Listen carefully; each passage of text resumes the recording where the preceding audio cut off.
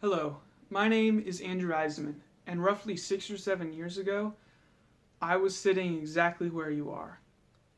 Well, not exactly where you are, because I was living in another state at the time, but you get the point. Once upon a time, I was a sixth grader just coming into the youth group for the first time. It's been a really long journey since that day, and as I begin my next journey going to college, I can say that without a doubt, when I look back on my journey as a youth, I wouldn't change a thing.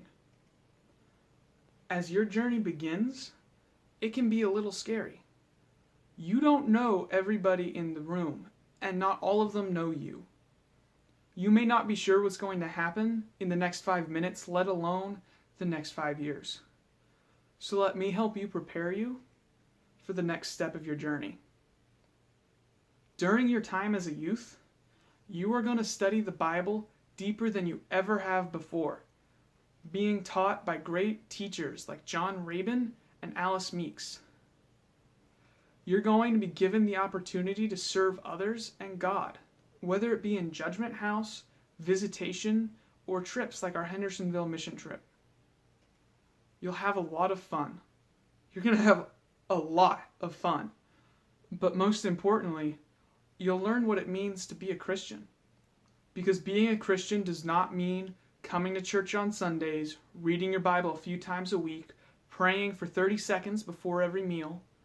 It's more than using clean language or listening to K-Love.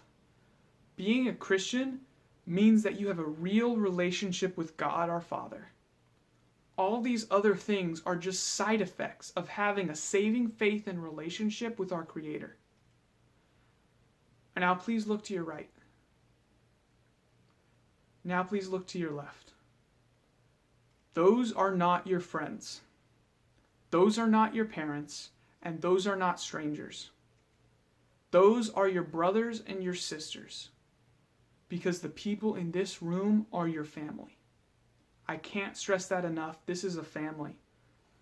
That doesn't mean you're going to get along with everyone or that there will never be any problems. Because we can be a little dysfunctional sometimes, especially when trying to choose a place to eat. But at the end of the day, when all is said and done, they are here for you. And you have to be here for them. Okay, so before I give you my last piece of advice and my final warning, you should be aware of a few very, very important things. First off, if you see a guy named Dakota with like long yellow hair, glasses, his name isn't Dakota, he's actually called Dad. So don't call him Dakota, just go around calling him Dad, because that's his real name.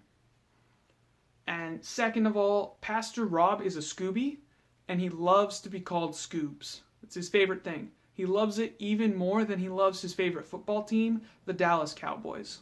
He loves them so much, but not as much as he loves to be called Scoobs. Third, if you ever need a Bible, there's one underneath your seat on most Wednesday nights. There's no need to have your phone out during the message, even to text anyone unless it's an emergency. You should not be on your phone. It can always wait, and you don't need to use your phone for a Bible. There's one underneath your seat.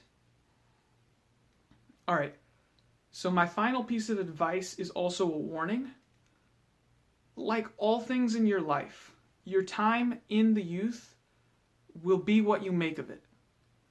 If all you do is come every Sunday and Wednesday, and you never talk to anyone, you never pay attention to the lessons, you never talk in small group, you never read your Bible, and you never spend time praying with the Lord, then all you will get out of the youth group is wasted time. You will waste your time, your parents' time, and your teacher's time. And you're going to waste God's time.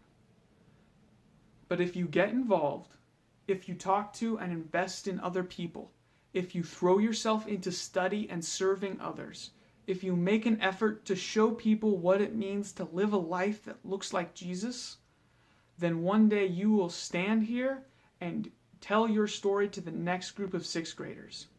And when that day comes, you will be able to look back on your journey and smile. Trust me.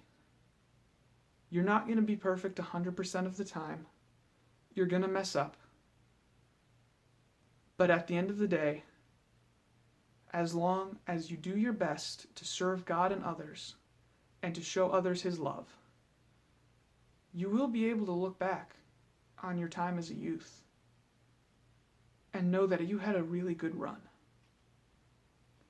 So stay classy, pray together, worship together, serve together, play together, and goodbye.